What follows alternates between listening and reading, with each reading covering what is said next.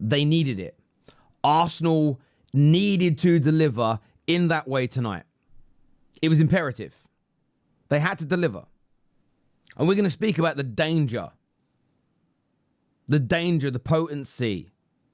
This is a warning to everybody about Victor Yokarez. He's arrived. Don't get it twisted. He's arrived. We're going to get onto Dowman. We're going to get onto the way Arsenal played in that second half. But I want to take you back to the beginning of this game because I think it's very, very important. First 15 minutes, it's what my dad would call piss and wind. The crowd was up. There was an adrenaline. First home game of the season. Arsenal were moving the ball well. They were creating some half opportunities. Madueke was looking tasty on the left. And then the crowd simmered down a bit. And what you saw for the next 15, 20 minutes, there were some breakups in play because of Odegaard being down and things like that. But you saw the anxiety of last season creep into the crowd. The tempo dropped out the game, and Arsenal looked pretty stinky.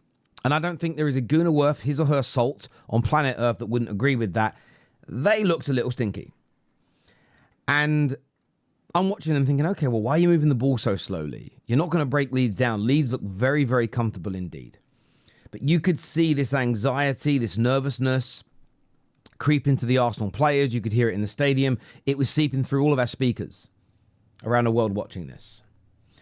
And then one of Arsenal's most important players stepped up. That's Mr. Set Piece, who has been a consistent... Listen, for years, people have said they can't rely on set pieces. I disagree. Set pieces is 10 to 20 goals across all comps in a season for them. That's a reliable piece of their, sorry for the pun, but their Arsenal.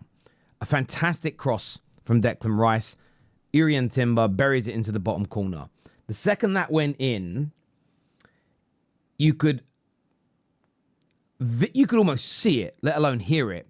But you could see that tension, that anxiety dissipate and go away. And once that happened, Arsenal relaxed. They carried on pressing, they carried on moving the ball. And then the second goal was brilliant. Well won, the great hurrying and pressing from Declan Rice. Zubimendi well positioned, plays the ball into Saka. Now, I thought Saka was going to square the ball to Yokarez, and I think Leeds thought that too. That's why the goalkeeper positioned himself the way he did. But Saka was smart, explosive, bang, into the far top corner, 2-0. First half ends. Arsenal come out in the second. And that was when you saw the very best Arsenal under Mikel Arteta. Fast passes, balls in behind. Only a couple of minutes in, they set Victor Gyokeres away. And for the first time in an Arsenal shirt, he's only played 2 games, by the way, was he able to run at fullback. And what I told you all in the summer, what I hope you are hearing now is this man can score his own goals. No one is pretending that he's R9. No one is pretending that his hold-up play is as good as Harry Kane. I'm not doing that. But what he is amazing at doing is he can score tap-ins. Didn't actually create one for him today. Put him through one-on-one on goal. Deadly. Scored from the penalty spot, and he proved that today. Win them penalties. That man ain't missing. But the goal he scored today, the first goal, getting it on the left, beating 2 or 3 men with a jinking run and burying it in the bottom corner. Go and watch his goals at Sporting. Go and watch his goals at Coventry. It's a signature piece. And I think there are a lot of rivals, of course, want him to foul, and I understand that. But I think there was a lot of gooners that I started seeing in my group chats. Oh, he looks a bit sluggish. He looks a bit slow. I'm not sure about this. He just needed that goal. Because the second he got that off his shoulders, he suddenly didn't look as heavy and sluggish anymore. There was a nervousness around him. Rest of the game, he played very, very well. Penalty won by Dowman towards the end. Buries it emphatically. Gets his brace. He's now officially, statistically, he's a 2 in 2. He's got 100% goal scoring ratio for Arsenal, which I think will make Gooners happy and him happy. But he's got the monkey off his back. He's got that pressure now removed. And it's so important for strikers, so important for attackers. You remember when Darwin Núñez joined Liverpool? He had the Captain Chaos thing around him. He had all this energy. There's all this enthusiasm. But he just couldn't quite put the performances in or get the goals. And that pressure became bigger and bigger and bigger and bigger. And I think if Yokarez would have seen this game out, hadn't scored, didn't really get a sniff at goal, going into that Liverpool game next week, there'd be even more. That's going to be a much harder game with much better defenders. There's no harm in not scoring in those games. The greatest player in Arsenal's history, Thierry Henry, I see him scoring loads of big matches. I saw him score loads of big games. But I also saw on many occasions in an Arsenal shirt, they'd go away to Liverpool's and away to United's and away to Chelsea's, etc. And he wouldn't score because he's up against very good teams, and that happens. The problem you have is that if it would have gone 3 games, no goals, that makes the 4th game even more pressured. And it was fantastic for him that he got that done. But actually, when it came to Arsenal's attack, I agree. The first half, it was slow, it was lethargic, it was sluggish.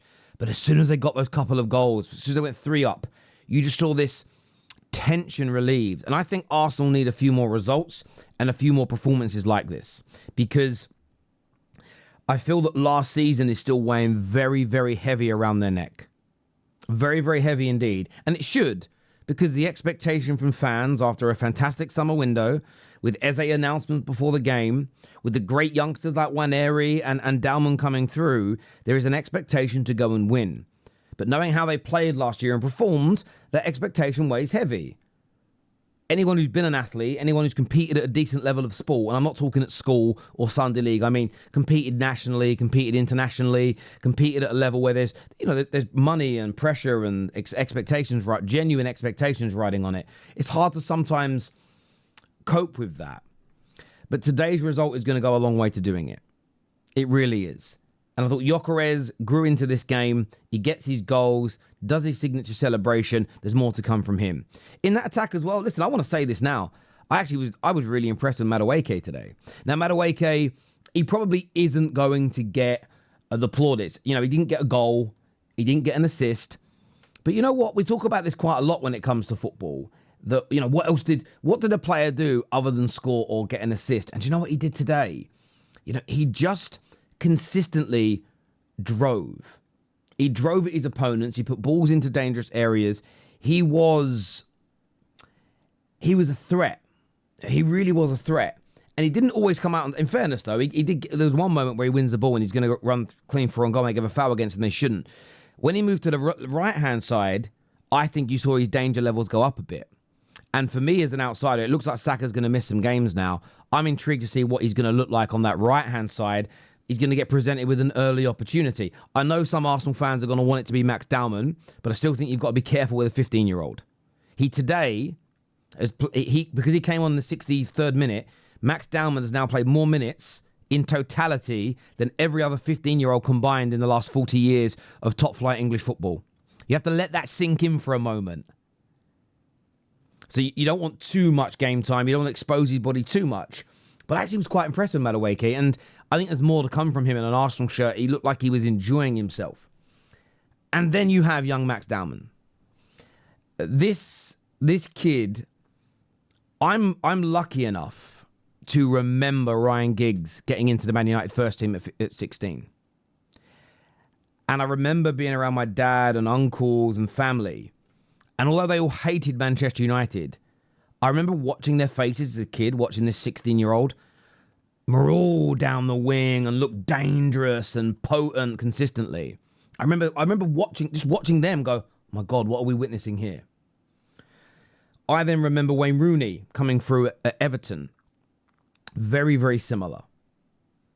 You've got it more recently with Yamal at Barcelona, but there wasn't of course there's the hype around him. He's an amazing, amazing player.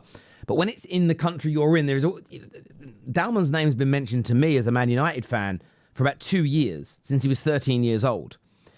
And watching him play today, his strength, his balance, his ability to glide past players is sensational. I don't want to see him overused because he is a young Englishman and I want him to, as good as he is, I hope he gets to the maximum level because that's only going to help my country be better at football, you would expect.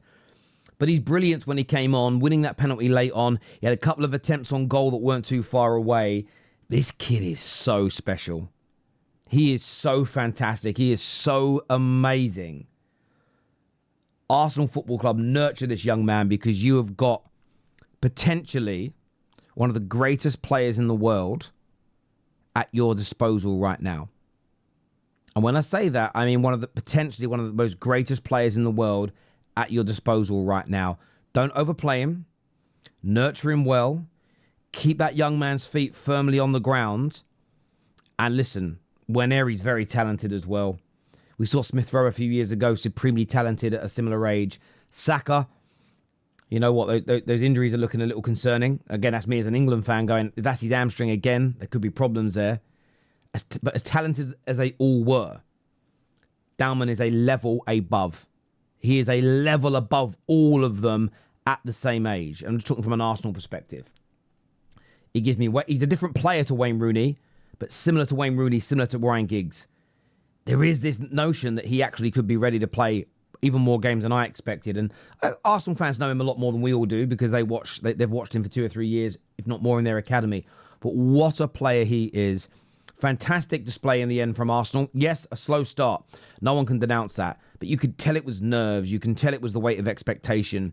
They need a few more results like this, and this Arsenal team could be purring. And on Victor Yokarez, a huge brace for him today. But I think he'll, as I said already, that monkey will be off his back now. And now it's off his back, he'll go to another level. And I think people have got to not, go back and watch the videos I put out there talking about him. He was never going to come in and be R9.